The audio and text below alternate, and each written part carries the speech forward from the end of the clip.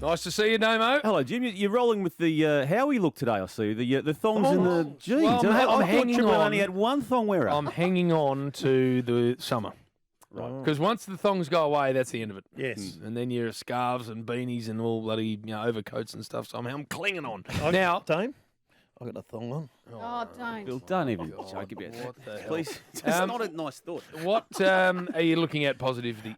It's hard to go past the last game of round 7, isn't it, with how Brisbane Lions handled the Sydney Swans. I don't think there was too much loss by the Swans in that particular game, but they withstood a fierce Buddy Franklin-led comeback in the third quarter, the Lions, and I think we knew that they were the main and obvious standout to the Melbourne Rain, as we're calling it, but. Yeah, we got that confirmed, I think, out of round 7. And just the avenues to goal, Jim, as you know, they were without Joe Danaher for the second half. Yep. He was subbed out. As we speak, there's yet to be a diagnosis on that. Who was it? Eric Hipwood still not playing. He's at least another fortnight away, and that they may still just be cautious with him. But they're just finding ways to goal, aren't they? We had yesterday, we had Cameron, who's a renowned goal kicker, McStay and Rayner each kicked 3. Yep. Zorko had 5 shots at goal, and that's the first time he's done that this year, Bill, and that number anyway. Just another avenue. And even their normal goal kickers in Bailey and McCarthy just required the one. But I thought it was a commanding performance and one that really does just set them up to... They had a horrible record there. Yeah, Terrible. 2009 was the last one. Well under them. Yeah, it was. It was a good game to watch too. And Lockie Neal, it's we know he's won a Brownlow in 2020, but he's a... I don't want this to be too simplistic, but he's a better footballer now. What he's done in the first 7 rounds this year, Bill, he's a more complete footballer, if that makes sense, given he's already been a complete footballer in a course of a season. They pumped him up. They said he's had a really good pre-season. Look out for Lockie Neal this year because he had a poor year last year. And he had the injury early-ish last year as well, which he had to contend with. So, he's there. And Fremantle too. I mean, we covered the game, and you watched it from the Cotton On box, I think, Bill, on Saturday when I last saw you. That'd go in your positives, wouldn't it? The Cotton On box. So where did you end up watching it, Bill? Well, I had enough at 3/4 time and went down the pub. He is the greatest downhill skier of all time, Bill. You left the ground. If he senses that Geelong aren't going going to win, he just leaves. Well, I wanted to have a bet, and I knew some blokes in the pub, so I went down to the pub. Bet on your phone? No, I wanted to be in the atmosphere at the tab. Did you? So I went back there and we nearly turned it off, to be honest. Terrible. Cats couldn't get it and couldn't use it, but Freo were good. Yeah, they were really good, weren't they? It was important in the context. And look, this is a team that's made a grand final and played in prelim finals, but in terms of home and away wins, it's right up there at the very high end. Totally agree. And it's just a franking of an endorsement of the Justin Longmuir coaching, and he just wasn't phased, was he? Pre-match, we spoke to him 15 minutes before the game started. He was, talking quite openly about where they're at, and the band walked right through him. Walked in front of him, answering questions about Nat Fyfe, and as we knew before the game, obviously not having Tab and Darcy, Fyfe already out, but they never made an excuse before the game, and we got to see why. So they're going to come back in. What about Lloyd Meek? I'm sitting watching it purple. I only got the second half of it. I'm watching it. I'm going, and by that stage, Lisa was back in the room. We were in Perth. I said, "You watch this. You watch this go out in the full." You called it. You said, "You what? The only thing he can't do is kick the ball out in the full." I said, "You watch what happens." And it was a nice mark to get the ball. Brilliant, mark. Look, he's not the first non-Victorian to do that, or non-Victorian team player to do that at that ground. And it didn't just sneak out in the full either. It was a long way and out. Ruckman, Damo. Oh, yeah. You reckon that's part of it too, do you? Of course. I want to give a tick to GWS. We've ridden them pretty hard during the course of the year, but they got their second win, and they looked at times in that game, Bill, against Adelaide, like they did at times of 2019 and even 16. They were good. I mean, they had multiple goal scorers by kicking 3 goals. Toby Green kicked 4. Whitfield, Canilio and Hogan all kicked 3. Kelly was at his absolute very best, and they might just get in a half a roll now. They've got some system. So much talent. Yeah. And Whitfield's another one that finally found a bit of form. Finally. He's been slow, hasn't he, to start? Slow, Port Adelaide too, in a similar vein, just getting the win in was a real ugly slog against St Kilda. But a good win in the end. Oh, a really good win, yeah, to get their second win of the season. And you just don't want anyone other than Robbie Gray to have the ball if you're a person, do you? And not just the way he sees that moment and on one leg. I mean, he could hardly run, couldn't he, when he got it? Just had the calmness of mind to know that he just had to kick a point. Some players would have panicked and probably centred it to the top of the goal square, and that might have been a right call too. But now he thought, no, I'm going to do this myself. And then as he does, found the ball again in the final 30 seconds after that. So we're doing the negatives next. But remind me to discuss the reaction to St Kilda sending that game up there. I've got a view on that too, Jim. I'm keen to get yours. Yeah. Want to just pump up Charlie Curnow. I just think he's putting together some form of season. He's only 2 or 3 goals off the Coleman lead there, Bill. He's got 19 at the moment. Performing beautifully with Mackay. He kicked 4 goals, Mackay, on the weekend against North. Curnow kicked 3. Cripps is coming forward to add his height and bulk as a third marking option. But just to know that he's missed more than 2 years in a row, to come back in round 19 or 20 or whatever it was, he played the last 4 games of last year, and it was important to have those games in his system, more so to get ready for the pre-season, which happened thereafter, and has not looked back in the 7 games he's played this year. It's been great. I just love what Collingwood's bringing. It was only against Gold Coast, and they've got their problems, and we'll touch on them on the other side of the negatives. But to go 4-3 after 7, Bill, and to have the first 2 goals conceded against the Suns as they did in the first quarter, but then to get to quarter time with 7 goals to their own name. There's just something about Craig McRae seizing moments, and it was seizing that back half of the first quarter, which got them the win. And speaking of which, I did say this to Fat off air. I liked Kane Corns with the blonde hair. I like it because there are times when you've got it wrong. You need to put your hand up and say, "I acknowledge I got it wrong." What are you saying? And I like the fact that you're saying that. So when that happens, you're saying just that because it's never happened. Well done to Kane for saying I got it wrong. And got it wrong and put the blonde wig on. I liked it, Bill. It wasn't a wig, was it? He raises it. It wasn't a wig. He's actually gone the properly rinse. peroxided. Even in the better. makeup chair, we looked at him. What hell's he doing? And he didn't want us to know too much about it. But then he came out with the proper blonde rinse. Well he actually looked all right. I think he looks better with it, Jim. No, he looked and well done to him. So if you can say just back on that, I was wrong. Yeah, I think you raised a good point, Bill. Oh, mate, someone just doesn't say it. Yeah, Caro got the time. So she should watch Kane and see how it's done. Maybe you get the times She wrong actually in gets Perth. it wrong a lot. Have you ever been wrong, Jim? No. You must have been. You got the times wrong Friday in Perth. You got the show all round, and then you tried to change it on the run. No, I tried to get us to do some pre-recording so we could get it to air, and you refused. Because you forgot that Perth's 2 hours behind or whatever. Yeah, keep going. I want to throw one in. Yeah, go on. Mitchie Wallace, if I can. With nice. the family tragedy, and 2 then goals. to come out and kick 2 goals and all that. So well done to Mitch. Yes. No, it was good to see him back there. And they did a semi-number on the Bombers, didn't they? Also just want to quickly reference Melbourne, who narrowly beat Hawthorn in a good game from a Hawthorn perspective, but to do so without 5 guys. And they're all key players in the Melbourne system, out for COVID, and look, they just did it cruisely in the end. I like the Hawks this year. Yeah. Don't you like the Hawks? We thought they were going to finish down the bottom of the ladder. What are they, 3 and 4?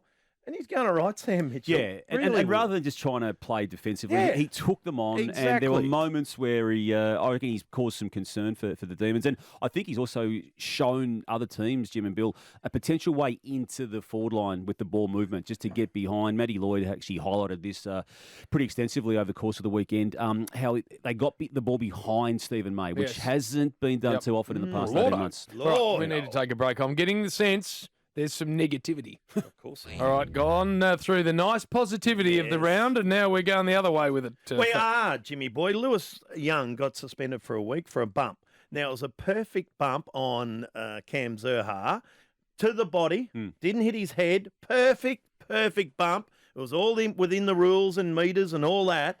And surely, Damo, the Tribunal have got to overturn it. They can't let it get a week for that. Yeah, I'm with you on this one, Bill. Given I didn't see a contact to the head, whether it's decided during the Tribunal hearing that indeed was the case, but I didn't think it was. I was with you on how Young was adjudicated there. So it was a perfect bump. So surely that's not going out of our game.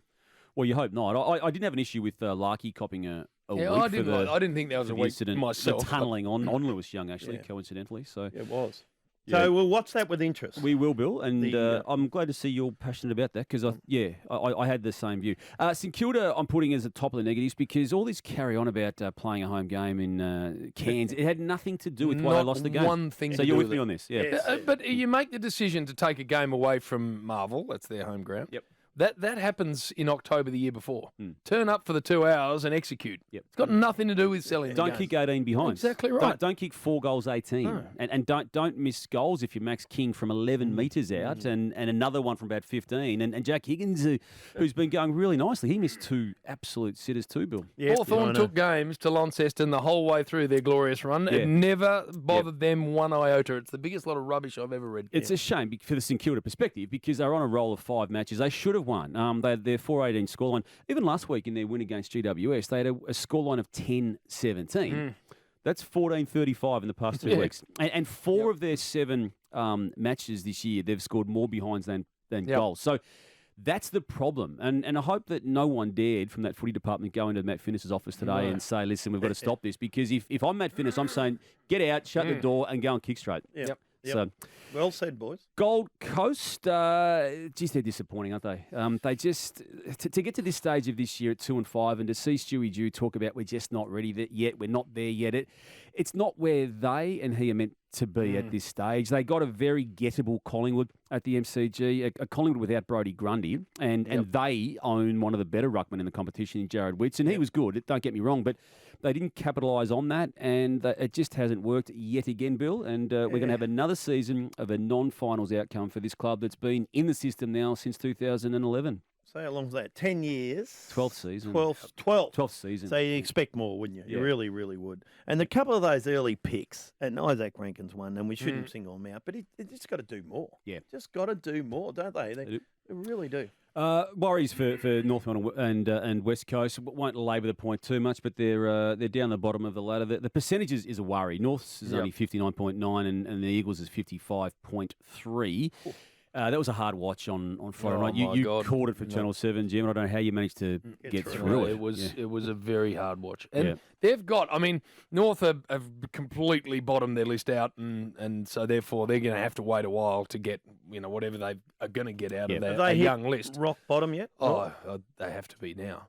But 18th last year and 1-6 or whatever they are this year. So but is there any sign of improvement? Well, I don't know, but exactly. But what I'm saying, got to go up at some stage. When you've done what they've done with the list, they've now got a very young, inexperienced group. They're just going to have to wait and see if the quality's in there. I don't know.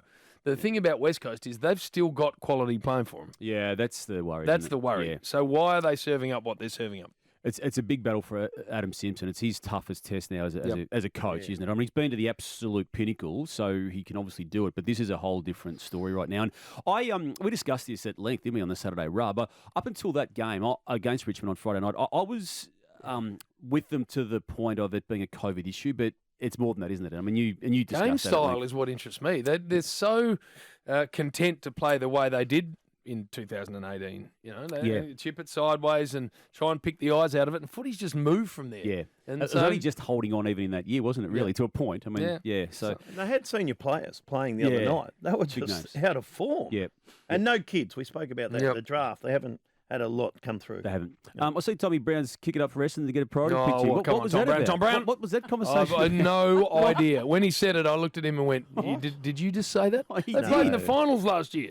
Finals last year and got picks 8, 9 and 10 in the draft. No, I don't know where Tommy was going. Hodgie didn't like it either, did he? I don't know where he was coming from with that one. Tom Brown. But to be 1-6 at this point and with another ordinary performance against the Western Bulldogs, that margin could have been a whole lot heavier than it was of the 5 and a bit goals as it was. But also, Purple, the thing with the Bombers, I think I'm right in saying they've played almost every game in Melbourne to this point. Well, they might have travelled once. Yeah. So I know they've had some tough opponents, but they've played every game in their home state. Yeah. And I think now with when they get to the halfway mark of the year with something like 9 of the 11 games in Melbourne. So I don't know how injured they are. Who have they? Are they not picking that they can? Well, they didn't have access to Merritt and Stringer there for some time, and that is an issue. Stewart's gone down back, but I think their backline's okay. Mason Redmond tries every single time. I think he was good again yesterday. Yeah. But what I'm saying is they haven't been ravaged with injury, and they've played not at as home, badly as some teams, and they played in the finals last year, so they would expect to be in a much better position than they are. They keep saying or using the excuse they're young, don't they? That's the thing. Yeah. And I think people are just sick of that now. Yeah, I think they are too. Yeah. To get to 1-6, and even the handling of the whole Dylan Shield situation where they decided to make the statement to drop him, but then you get to game day and he's got the subs vest on. To me, you drop him and make the statement and do it for a reason, not half drop him and then let him play. And he was okay, and I thought he was actually okay against Collingwood in the game that actually got him dropped. So, yeah, it's going to be a long season for them. And I think Peter Wright's one of the few good stories to emerge from the Bombers to this point, Bill.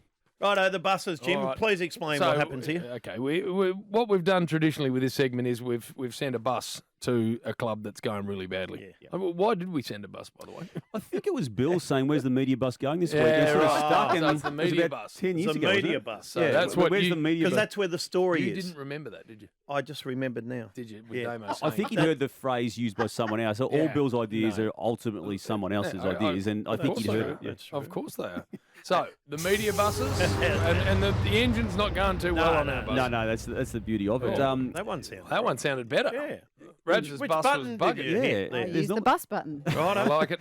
that one at Tyler Marine might have to have a friend, so we're going to send another one out there. Just to, two. it's not He's not got a good. full isn't it? depot now, Purple. Yeah. He used to just have the odd bus. We emerged through COVID with a full fleet. Yep. We're going to send one up the highway, is it the Bruce Highway, Jim, up to Carrara.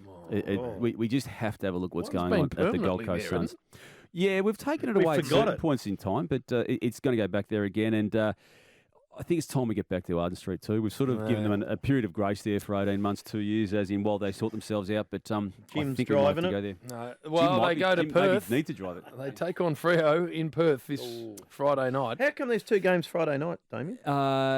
It's Mother's Day Sunday, isn't it? And It I is. believe they wanted to just remove one of the games on the Sunday for Mother's Day reasons, and they've already had a round of footy this year, Bill, already Yes, with a they couple of have, games yes. on the Friday night. Just on the Docker situation, there's a couple of players hit with some COVID issues. They're going to miss this particular Who? week. I'm just trying to get the names here. Akers, who was really good Oh, against the Cats. I think he had it Collier Saturday, by the and- way. Did you? No one went near him. Yeah. Collier, who's a great story, Travis. isn't he? And also Lob as well. At this stage, COVID protocol reasons hitting the Dockers already. All right, Purple, always with the news. Thank you. Cheers, Tim. This is the Rush Hour on Triple M. Topics Brayshaw next, I Yes. believe. Thank you, Damo.